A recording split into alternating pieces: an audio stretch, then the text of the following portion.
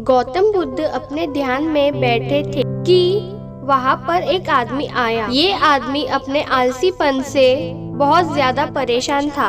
आलसी आदमी गौतम बुद्ध से बोला, महात्मा जी मेरी मदद कीजिए, मैं अपने आलस्य से बहुत ज्यादा परेशान हूँ। आप ही कोई उपाय बताइए जिससे मैं आलसीपन से छुटकारा पा सकूं। गौतम बुद्ध ने उस व्यक्ति से कहा, पहले मुझे ये बता कि तुम्हें क्यों लगता है कि तुम आलसी हो।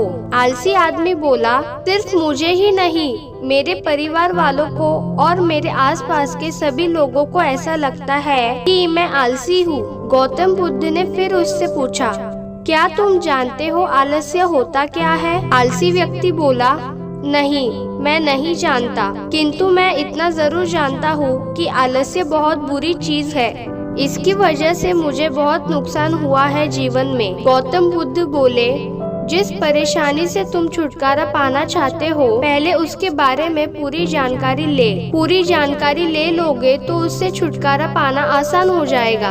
आलसी व्यक्ति बोला, महात्मा इतनी बुद्धि तो मुझ में नहीं है, आप ही मुझे इस समस्या के बारे में जानकारी दीजिए। गौतम बुद्ध बोले, आलस्य एक मानसिक अवस्था है, एक विचार है जिसे जाने अनजाने में हम खुद ही जन्म देते हैं। आलस्य दो मूलभूत कारणों की वजह से ही जन्म लेता है, एक है शारीरिक और दूसरा मानसिक। शारीरिक कारणों में पहला कारण है गलत तरह का भोजन। हम सभी जानते हैं कि हमारे शरीर को भोजन से ऊर्जा मिलती है और यह ऊर्जा सजीव चीजों से मिले तो अच्छी, यानी कि प्राकृतिक रूप से जो हमें भोजन की वस्तुएं प्राप्त होती है, उनसे अगर यह ऊर्जा मिले तो हमारा शरीर इससे अच्छी ऊर्जा प्राप्त करता है। इससे उलट यदि हम निर्जीव वस्तुओं से ऊर्जा प्राप्त करते हैं तो यह हमें आलस्य की ओर लेकर जाती है। दूसरा कारण, हमारी शारीरिक गतिविधियां हमें आलस्य के चंगुल में फंसा सकती है। गौतम बुद्ध ने आलसी व्यक्ति को अपने शिष्यों की तरफ इशारा करते हुए कहा कि देखो, इनके चलने फिरने बैठने के तरीकों में तुम्हें कुछ अलग नजर आ रहा है। जब आलसी व्यक्ति कुछ समझ नहीं पाया तब गौतम बुद्ध ने उसे कहा, मेरे शिष्य जब भी बैठते हैं तो वे रीढ़ की हड्डी को एकदम सीधा रखते हुए बैठते हैं। चलते हैं तो उनके दोनों पैरों के बीच अच्छे से संतुलन बना रहता है और जब वह सोते हैं तो उनका शरीर एकदम शीतल रहता है। ऐसा करने से उन्हें रात्रि में एकदम सही तरीके से नींद आती है।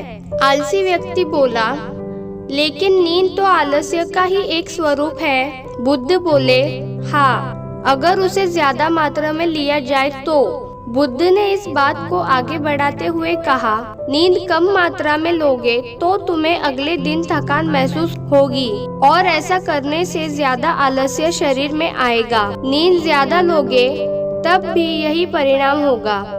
इसीलिए नींद को ना ज्यादा ना कम, एकदम सही मात्रा में लेना अति आवश्यक है। आलसी व्यक्ति बोला, हाँ, यह तो मैंने भी अनुभव किया है। बुद्ध बोले, अब मानसिक कारणों के बारे में जान लो। मानसिक कारणों में सबसे पहले है हमारी पुरानी गलत धारणाएं। अक्सर ऐसा होता है कि हम पहले जिन कामों में असफल हो चुके हैं, हमारे अंदर ऐसी भावनाएं बन जाती है कि हम उस काम में हमेशा असफल होते रहेंगे, जिस वजह से हमें उस काम को करने में आलस आता है। ऐसी धारणाओं से छुटकारा पाने का एकमात्र उपाय यह है कि हमें अपने मन को यह समझाना चाहिए कि पिछली बार हम जब उस काम में असफल हुए थे तो हम उसके बारे में जितना जानते थे, अब हम उस काम के बारे में उससे ज्यादा जानते हैं, क्योंकि असफल होने के बाद हम उससे काफी कुछ सीखते भी हैं। बुद्ध बोले, दूसरा कारण है आलसी और कामचोर लोगों की संगत।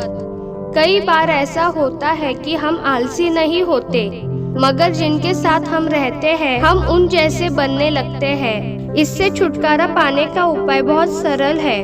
कामचोर और आलसी व्यक्तियों से दूर रहो। ऐसे व्यक्तियों की संगत में रहो जो अपने काम को बड़ी लगन से करते हैं और तुम्हें कुछ सिखा पाए। गौतम बुद्ध ने तीसरा कारण बताते हुए कहा, यह कारण आलस्य के लिए सबसे बड़ा कारण है, काम को कल पर टालते रहना। यह कारण इतना शक्तिशाली है कि किसी भी व्यक्ति को बर्बाद कर सकता है। इससे बचने का सबसे आसान उपाय यह है कि जो काम जितनी जल्दी संभव हो उतनी जल्दी कर दिया जाए। गौतम बुद्ध ने आलसी व्यक्ति से एक सवाल पूछा। मान लो तुम किसी रेगिस्तान में फंस गए हो और तुम्हें प्यास लगी है, तो तुम क्या करोगे? आलसी व्यक्ति बोला, मैं जल्दी ही रेगिस्तान के आसपास कोई गांव की तलाश करूंगा या ऐसी जगह की तलाश करूंगा जहां पर मुझे पानी मिल सके। गौतम बुद्ध बोले, अगर तुम्हें काफी देर ढूंढने पर भी पानी ना मिले तब तुम क्या करोगे? आलसी व्यक्ति बोला, मैं तब भी अपनी तलाश जारी रखूंगा, क्योंकि ऐसी परिस्थिति में मेरे पास कोई और दूसरा विकल्प तो होगा ही नहीं। गौतम बुद्ध बोले, बिल्कुल सही, और यही है मानसिक स्तर पर आलस्य का चौथा कारण। किसी भी निश्चित लक्ष्य का ना होना, यह भी आलस की ओर लेकर जाता है।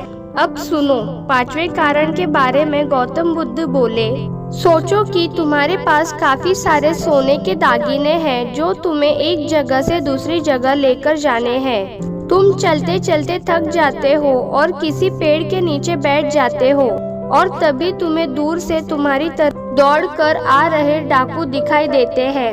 तो क्या तब भी तुम आलस करके वहीं बैठे रहोगे या ऐसी परिस्थिति में तुम वहां से उठकर दौड़ने लगोगे? आलसी व्यक्ति बोला, जी मुझे वहां से दौड़ना ही पड़ेगा, नहीं तो मेरी जान और सोने के दागिने दोनों खतरे में पड़ जाएंगे। बुद्ध बोले, यानी कि तुम्हारे पास एक ठोस वजह होगी दौड़ने के लिए। यही है आलस्य का पांचवा कारण, किसी भी काम के लिए ठोस वजह का ना होना।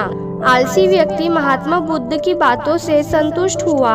वह बोला, महात्मा जी, मैं अब आलस्य के बारे में सब कुछ जान चुका हूँ और अब मैं इन सभी कारणों पर काम करूँगा और अपने आलस्य को दूर भगा दूंगा।